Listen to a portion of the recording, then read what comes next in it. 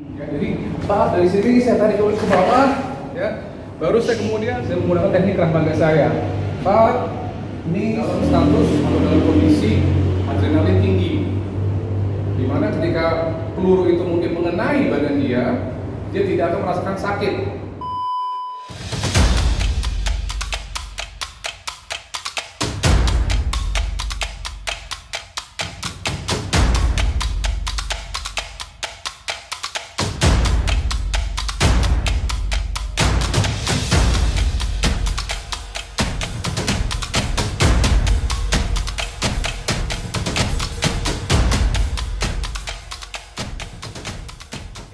Lagi di channel saya, dan kali ini di sebelah kiri saya ada Jono dari SDI Taktikal dan juga Hagana, Andal Guna Senjata.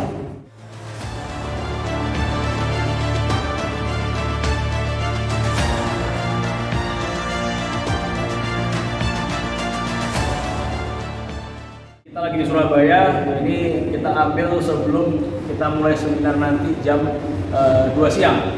Oke, Jo, gimana kabar saya, Bro? Baik, thank you Randy. Jadi gimana? Udah berapa kali Surabaya ini selalu kita terus ya kita ngadainnya. Sayangnya nggak ada David di sini ya. Iya, David ya biasalah, dia ada kesibukan. Mungkin nanti kesempatan berikutnya kita bisa ngadain bareng lagi. Oke, Bro. Jadi kali ini ya, gue tahu lah lo sebagai Krav Maga practitioner. Ya, tapi di sisi lain lo baru saja kayak membuat sebuah sistem yang bernama Hagana. Nah, ini kan temen nggak banyak tahu. Hagana tuh apa? Bisa diceritain dulu nggak secara singkat kronologis seperti apa? Ya. Jadi tadi seperti Reni sudah jelaskan, Hagana itu adalah singkatan dari Handal Guna Senjata. Oke. Ini sebenarnya adalah bela diri yang bisa disebut bela diri berbasis senjata api, karena memang dibuat pada awalnya itu khusus untuk anggota kepolisian, khususnya di unit yang khusus. Betul. Yang sering menggunakan senjata api pastinya. Betul. Okay. Dan sebenarnya kalau dari segi apa ya, inventornya atau mungkin kreatornya itu bukan saya, tapi ini project sama-sama, project bersama, project bareng. Jadi ada kawan di sebuah kesatuan khusus yang nggak bisa saya sebutkan. Kita sudah bersama cukup lama, dan kebetulan saya juga waktu ngajar selama saya ngajar di Brimob dan di Gegana di Jakarta, saya banyak berinteraksi dan kerjasama sama dia. Oke.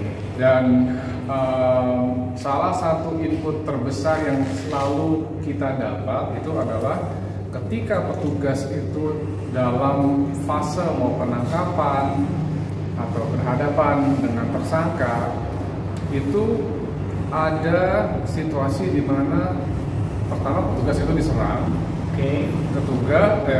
kedua petugas itu senjatanya mau direbut, dirampas. Betul. Terjadi perlawanan di situ ya. Dan setelah kita identifikasi, memang ada katakanlah gap antara latihan bela diri dan latihan menembak. Jadi nggak sinkron ya? Betul. Nggak sinkron. Jadi kita mencoba untuk mengisi kekosongan itu. Jadi sering banget ketika kita ngajar di kesatuan, mereka nanya, kita nanti mau belajar apa sih gitu. Karena kita begitu kita datang ke lapangan, kita tentu bawa perlengkapan menembak, bawa peltor segala macam. Tapi kita juga bawa perlengkapan bela diri. Gitu. Jadi mereka sekarang nanya, ini kita mau latihan apa? Mau latihan bela diri atau mau latihan menembak gitu. Dan jawaban simpelnya adalah dua-duanya. Oke, jadi combine ya. Jadi kalau di art dan juga sport kita ada mixed martial art dicampur. Kalau di kompetitif ini untuk teknik yang memang ini ya street self defense dan juga firearm training di situ. Mungkin paling gampangnya sih kita kalau mau ngejelasin Hagana itu apa, nonton John Wick nggak? Oke. Nah itu adalah versi filmnya. Versi filmnya.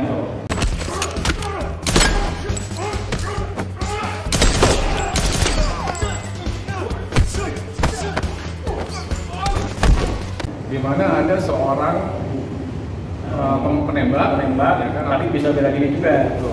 Itu versi filmnya. Kalau ini kita versi realnya lah. Oke. Jadi baru terbentuk ya? Dari 2019 akhir. 2019 akhir, ya mau mendekati pandemi. Ya. Dan itu lu spesifik untuk ngajar di satuan, apakah ada kelas untuk sipil di situ? Ya, jadi gini, pada awal ini memang bela diri khusus untuk di kesatuan. Tapi terus kita juga mendapat respon yang positif. Respon positif dari teman-teman yang jadi tergabung dalam klub menembak. Walaupun memang bisa kita bilang bahwa materi Hagana ini bukan untuk pemula, artinya salah satu prasyarat untuk kita untuk ikut Hagana itu minimal dia sudah paham peraturan keselamatan senjata, sudah bisa menembak, sudah bisa menggunakan atau sudah bisa menembak dengan baik lah ya.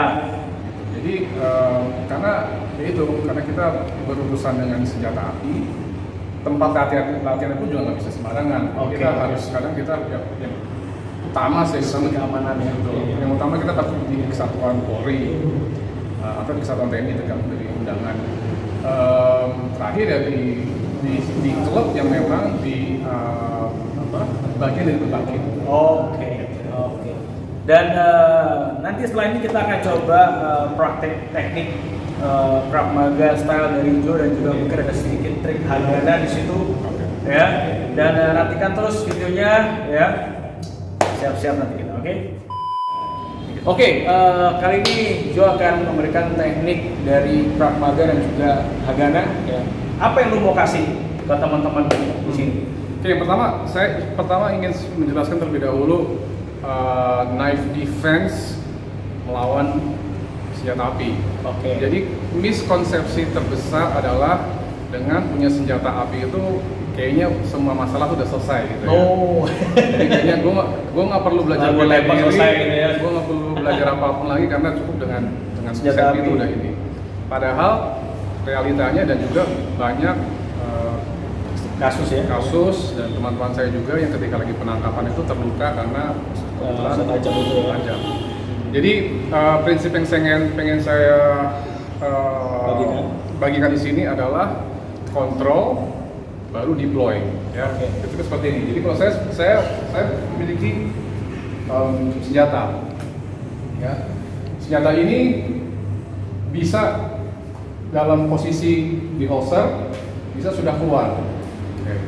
Kalau misalnya posisi senjata saya sudah keluar, ya, di jarak seperti ini, jarak dekat, ya, pisau dia bisa dibilang sangat berbahaya bagi saya.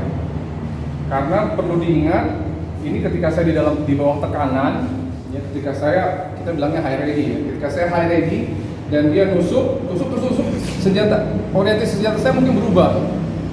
Jadi yang tadinya saya mengarah ke sini karena saya diserang, ya, bisa kemudian saya mundur, ya, jadi perhatikan arah senjata saya.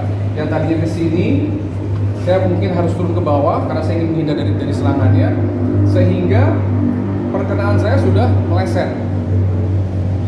Bagi dia cukup mengejar saya terus, ya, sehingga saya ini. Jadi dalam fase kita di sini kita sudah masuknya bilangnya kita extreme close quarters, ya. Jadi kalau di ini kita bilang ada CQB. Setelah CQB ini kita masuk ke extreme close quarters ini. Jadi kalau saya ada di sini ketika pisau itu datang mau nggak mau, saya pakai menggunakan teknik Krav Maga saya atau teknik bela diri saya. Kebetulan karena saya backgroundnya Krav Maga, saya menggunakan teknik Krav Maga. Ya, jadi dari sini saya tarik ke bawah, ya. Baru saya kemudian pointing dia, membuat jarak, ya, untuk menjaga diri saya dari serangan dia, kemudian kembali mengarahkan senjata ke ini, ke lawan saya. Bisa mungkin different angle tadi kan posisinya. Ya, kita dari posisi lagi. Ini sekali lagi saya jelaskan. Kita sudah coba lakukan dengan simunisi dan dengan airsoft. Di jarak sini, ya. Dan perlu diingat, orang dalam dunia nyata kalau tertembak itu tidak jadi film-film yang kena satu peluru terus mereka terbang 3 meter dari saya gitu. Ingat, lawan saya akan dalam status atau dalam kondisi adrenalin tinggi, dimana ketika peluru itu mungkin mengenai badan dia tidak akan merasakan sakit. Karena pada saat itu, ya. Betul. Dia tidak akan merasakan sakit. Ya, jadi ketika misalnya walaupun di sini ya masuk, bang, saya nembak. Ya, tadi saya ingat sekali, saya tadi mengarah ke dada. Ketika saya tadi bilang pam, peluru itu kena ke dada sebelah sini. Lihat posisi saya dan dia. Jadi kalau kita ibaratnya kita bertukar ya, kita bertukar damage. Apa damage? Damage itu kerusakan. Kerusakan. Ya, katakanlah mungkin saya poinnya dapat minus 5, dia dapat minus 8 karena yang kena ini saya. Lebih berbahaya dia. Betul. Lebih berisiko dia. Betul ya. Jadi disinilah ya sekali lagi prinsip kontrol dan nikul itu perlu di sini ya. Saya menggunakan teknik Krav Maga saya. Pak, knees, ingat no groin, no Krav Maga. Tetap saya waspada dengan laras senjata saya ada kemana. Saya tarik ke bawah, senjata sudah lepas ya. Boleh saya tendang dulu biar dia keadaannya jadi kaget, baru ke sini. Gitu. Prinsip ini adalah ketika senjata saya dipegang, Pak, ya, saya harus pertama-tama merendahkan kuda-kuda saya supaya saya lebih stabil. Tidak mau bergulat dengan lawan saya yang masih bisa punya kemungkinan untuk merampas senjata saya ketika saya ada di sini. Dirampas, kadang-kadang orang bingung kan berusaha untuk mempertahankan itu kan. Itu yang tidak diajarkan oleh bela diri lain yang saya tahu ya. Even Krav Maga sekalipun ya, Krav Maga is about defense ya.